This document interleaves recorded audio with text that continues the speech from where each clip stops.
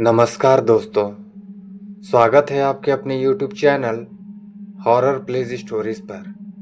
दोस्तों, आज की जो कहानी है वो बंगला नंबर 17 की कहानी है, जो 3 दोस्तों पे आधारित है, जिनका नाम होता है विक्रम, सुनील और जॉन, जो बम्बई शहर में नौकरी करने के लिए आते हैं। तीनों बचपन के दोस्त कुछ कर दिखाने का सपना लिए इस भीड़ भाड़ वाली जगह में अपना मुकाम पाने के लिए दर दर भटकते हैं।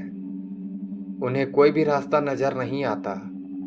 अपने छोटे से गांव में रहकर कॉलेज की पढ़ाई करने वाले सुनील और विक्रम ने कभी सोचा भी नहीं था कि सफलता पाने के लिए इतना दर्द झेलना पड़ता है। वही जॉन अपने पापा के बिजनेस में पहले से ही संघर्ष कर चुका था, जिस वजह से उसे इन सब चीज़ों की आदत सी हो गई थी।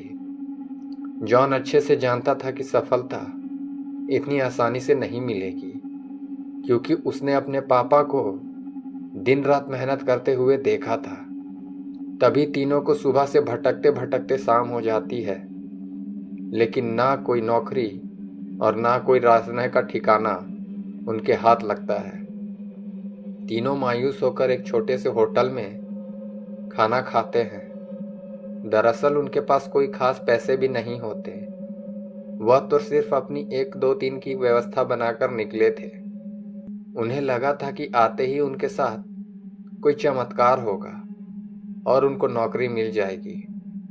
तीनों एक बिल्डिंग के पास पहुंच जाते हैं। कुछ देर बाद सभी बिल्डिंग के गेट के पास बैठ जाते हैं। 1 2 घंटा बैठे हुए गुजर जाते हैं। तभी बिल्डिंग के चौकीदार की नज़र उन पर पड़ती है और वह जोर की आवाज़ में उन्हें डांटते हुए कहता है, कौन हो तुम लोग, यहाँ क्यों बैठे हो? तीनों अजनबी शहर में किसी को पहचानते नहीं और ना ही उनका कोई ठिकाना है। तीनों अपनी जगह पर जल्दी खड़े हो जाते हैं और अपनी बात चौकीदार को बताते हैं। चौकीदार को तीनों की हालत देखकर उन पर तरस आता है। उसे एहसास होता है कि कुछ सालों पहले ऐसे ही वह काम मांगने आया था। तब किसी ने उसे सहारा दिया था और आज कम से कम वह इतने बड़े शहर में छोटे से काम के साथ जीवन यापन कर पा रहा है। जॉन उन तीनों में थोड़ा समझदार होता है। वह चौकीदार से कहीं रहने के जुगाड़ की बात करता है, क्योंकि उसे पता है कि अभी उनकी हालत किराया देने की नहीं है, तो उन्हें कोई किराया से कमरा क्यों देगा। तभी चौकीदार एक दोस्त से फ़ोन कर बात करता है, जो वहीं से कुछ ही दूर बंगला नंबर 17 में साफ सफाई का काम करता है। चौकीदार अपने दोस्त को सारी बात बताता है। तभी उसका दोस्त कहता है कि मेरे साहब तो अपने परिवार के साथ 2 महीने के लिए बाहर गए हैं, तब तक मैं रहने का इंतजाम कर सकता हूँ। यह बात सुनकर तीनों दोस्त बहुत खुश हो जाते हैं और वह जल्दी से चौकीदार से कहते हैं कि आप हमें बता दीजिए हम उनके पास कैसे पहुंच सकते हैं। चौकीदार कहता है कि वह बंगला थोड़ा दूर है, रात को वहां कोई टैक्सी ऑटो भी नहीं मिलेगी। आज तुम लोग यहीं सो जाओ, कल सुबह हम साथ चलेंगे। तीनों उसकी बात मान जाते हैं। सुबह उठते ही तीनों चौकीदार के साथ बंगले में पहुंच जाते हैं। बंगले की खूबसूरती देखकर तीनों दोस्तों हक्का बक्का रह जाते हैं। उन्हें यकीन ही नहीं होता कि उन्हें इतने अच्छे बंगले में रहने का मौका मिलेगा। बंगले का नौकर तीनों दोस्तों को गेस्ट रूम में ले जाता है। तीनों दोस्त रूम में पहुंचकर राहत की सांस लेते हैं। जल्दी से तीनों नहाकर तैयार हो जाते हैं और काम की तलाश में निकल जाते हैं। अब रहने का ठिकाना तो लग चुका था, तलाश थी केवल अच्छे काम की, जिससे उनका गुजारा चल सके। लेकिन आज भी उनके साथ वही होता है। सुबह से शाम हो जाती है, लेकिन तीनों हताश होकर वापस अपने स्थान आ जाते हैं। नौकर तीनों के लिए खाने का इंतजाम करके रखता है, जिससे उन्हें बहुत ही राहत मिलती है। आज तीनों दोस्तों के लिए बंगले की पहली रात होती है। रात को 12 बजते ही अचानक विक्रम की नींद खुल जाती है और वह अपने आप को बंगले के तहखाने में पाता है, जहां पुराना सामान इकट्ठा करके रखा हुआ था। उसे समझ में नहीं आता कि वह यहाँ कैसे पहुंचा। तभी वह घबराहट में अपने दोस्तों को आवाज लगाता है, लेकिन किसी को कुछ सुनाई नहीं देता। तभी उसके कानों में सब कुछ सुनाई देना बंद हो जाता है और सिर्फ एक औरत के रोने की आवाज आती है। विक्रम चिल्लाकर पूछता है, कहाँ हो तुम, क्यों रो रही हो? अगले ही पल विक्रम अपने बिस्तर में होता है। वह डर के कारण पसीने से लथपथ हो जाता है। वह अपने दोस्तों को जगाता है।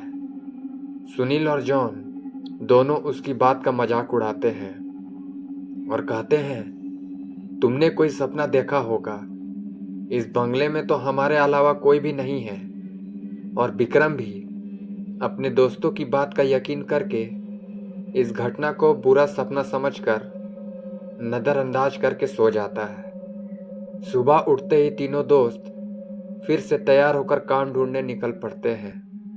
लेकिन जैसे ही वह बंगले के गेट से बाहर निकलते हैं, अचानक कोई औरत आकर विक्रम को चिट्ठी देती है, जिसमें लिखा होता है, तुम इस पते पर जाओ तो तुम्हें काम मिल जाएगा। और औरत अचानक भागते हुए उनकी नज़रों से ओझल हो जाती है। तीनों दोस्त की सोच में पड़ जाते हैं कि हमें कोई काम की ज़रूरत है, यह इस औरत को कैसे पता चला। लेकिन तीनों को काम की बहुत ज़रूरत होती है। उन्हें लगता है कि भगवान ने उनकी मदद करने के लिए किसी को भेजा होगा, और तीनों उसी दिशा में आगे निकल जाते हैं जहाँ का पता उस कागज में लिखा होता है। यहाँ पहुँचते ही उन्हें एक बहुत ही बड़ी बिल्डिंग दिखाई देती है। दरअसल यह बहुत बड़ी कंपनी होती है। और तीनों कंपनी के गेट पर पहुँचते हैं और वहाँ के सिक्योरिटी गार्ड को चिट्ठी दिखाते हैं। सिक्योरिटी गार्ड चिट्ठी नियुक्त विभाग के पास भेजता है और जैसे ही प्रबंधक वह चिट्ठी मिलती है तो उसमें उसके मालिक का हस्ताक्षर होता है। वह उन तीनों से पूछता है, आप हमारे मालिक को कैसे जानते हैं? तभी विक्रम जवाब देते हुए कहता है, मैं तुम्हारे बॉस का दोस्त हूँ। अब प्रबंधक के पास इनको काम न देने के अलावा कोई विकल्प नहीं होता। इस कंपनी के मालिक का हस्ताक्षर जो उस चिट्ठी पर मौजूद था। कंपनी के मालिक 7 दिनों की ट्रिप पर विदेशी कंपनियों के दौरे में थे और उस बीच उनसे कोई संपर्क नहीं था। इसलिए प्रबंधक ने उन तीनों को काम पर रख लिया और अपने साथ उन्हें काम की जगह दिखाने ले गया। लेकिन विक्रम अचानक ही दूसरे रास्ते की तरफ मुड़ जाता है और वह सीधे बॉस के चेम्बर के सामने पहुंचता है और दरवाजे के ताले को पासवर्ड से खोल देता है। कंपनी का प्रबंधक यह देख करके आश्चर्यचकित रह जाता है। उसे यकीन ही नहीं होता कि जो पासवर्ड केवल कंपनी के मालिक को पता है, वह इसे कैसे पता चला। अब प्रबंधक उसे कोई खास आदमी समझने लगता है। उसे पूरा यकीन हो जाता है कि हो ना हो यह व्यक्ति बॉस ने ही भेजा है, और वह उसे बिना रुके हुए अंदर जाने की इजाज़त दे देता है। जॉन और सुनील यह सब देखकर समझ नहीं पाते कि विक्रम को यह सब कैसे पता। तभी अचानक विक्रम सभी को बॉस के चेम्बर से बाहर जाने को कहता है और चेम्बर का दरवाज़ा बंद कर देता है। कुछ ही घंटों के बाद प्रबंधक को बॉस का फ़ोन आता है और बॉस प्रबंधक से पूछता है कि मेरे कंप्यूटर को किसी ने इस्तेमाल किया था। तभी प्रबंधक सारी बात बता देता है। बॉस गुस्से में मैनेजर को बोलता है, जल्दी से जाओ और उसे रोको, नहीं तो मैं बर्बाद हो जाऊंगा। और जैसे ही प्रबंधक चैम्बर का दरवाज़ा खोलता है तो वह देखता है कि विक्रम बेहोश पड़ा है। प्रबंधक अपने सुरक्षा कर्मियों से उसे उठाने को कहता है और कुर्सी पर वापस बैठाता है। तभी विक्रम को होश आता है। प्रबंधक गुस्से से विक्रम को बोलता है, तुमने क्या किया? मेरे बॉस बहुत नाराज हैं। लेकिन विक्रम को कुछ याद नहीं कि वह अपने बंगले के गेट से यहाँ तक कैसे आया है। दरअसल वह बंगला पहले उसी बॉस का होता है और बॉस ने बंगले को अपने ऑफिस की एक लड़की के लिए खरीदा था और कभी कभी साथ रहता था, जो कि उसके कंपनी में काम करती थी।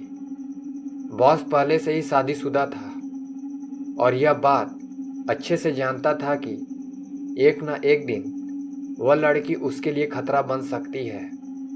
इसलिए वह उसकी निजी अश्लील वीडियो रिकॉर्ड कर लेता है और जब एक दिन लड़की को यह बात पता चलती है तो दोनों में खींचातानी करते हुए लड़की के सर में चोट लग जाती है और वह दम तोड़ देती है। बॉस बंगले के गार्डन में ही लड़की को दफना देता है और लड़की की मौत के साथ ही उसका राज दफन हो जाता है। लेकिन जब उस बंगले में तीनों दोस्त आते हैं तो विक्रम गार्डन में घूमते घूमते उस जगह पर अपना पैर रख देता है जहां उस लड़की को दफनाया गया था, जिस वजह से उस लड़की का सीधा संपर्क विक्रम से बन जाता है। वह विक्रम के अंदर प्रवेश कर जाती है और उसे काबू में करके अपना बदला लेने के लिए ऑफिस पर प्रवेश करती है और बॉस की काली करतूत को इंटरनेट में वायरल कर देती है। बॉस को विदेश से ही गिरफ्तार कर लिया जाता है। उसका काला चिट्ठा सबके सामने खुल जाता है और वह बेनकाब हो जाता है। उस लड़की ने मरने के बाद भी अपना बदला ले लिया था। अब शायद उसकी आत्मा को शांति मिल जाएगी। तीनों दोस्त उस बंगले को बुरा सपना समझकर भूल जाते हैं और इस दर्दनाक भूतिया कहानी का अंत हो जाता है। दोस्तों, अगर आपको यह कहानी अच्छी लगी हो तो हमारे चैनल हॉरर प्लेज स्टोरीज़ को लाइक शेयर सब्सक्राइब ज़रूर कीजिएगा।